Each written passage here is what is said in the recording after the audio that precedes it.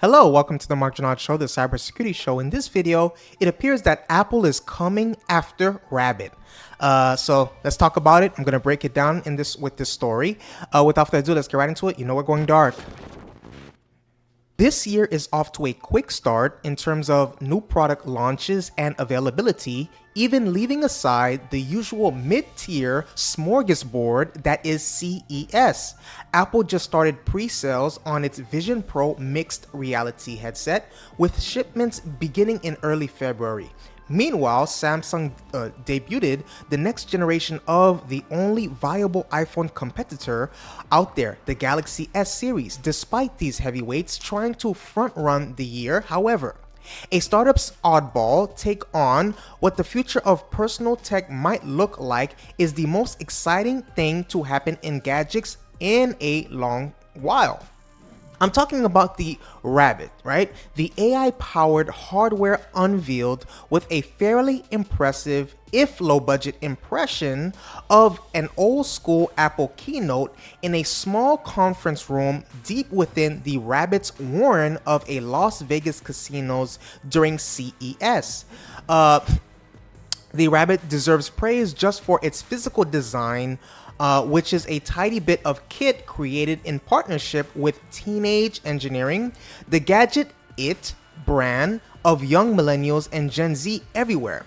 Unlike the Apple Vision Pro, which looks like the lavish, over-slick, encumbered bit of technology's past masquerading as technology's future that it is, the Rabbit has a pared-down, satisfying economy that I think comes much closer to what future generations want from their tech.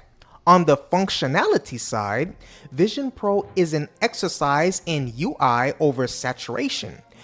The Rabbit aims to be as close as you can currently get to having no UI at all.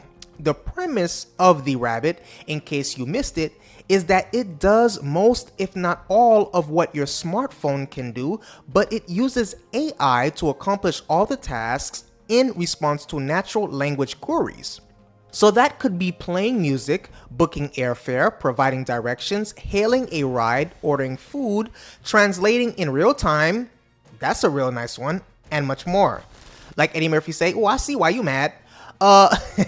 There are tons of questions remaining regarding how the Rabbit will work in real-world situations, and how Rabbit's business model, which so far seems to only involve selling individual units at a flat price of $199 without any reoccurring subscription fees, will work. But Rabbit already has the kind of organic hype that would-be competitors like the Human AI Pin wished they've been able to drum up with their carefully tuned but massively overblown protracted promo campaign. On the other hand, we know quite a lot about how Apple Vision Pro works and performs thanks to a recently expanded hands-on preview program that engaged the media and influencers to come and try out the headset in demos occurring in the run-up to today's pre-order day, and everyone seems more than impressed with the device's performance and visual prowess.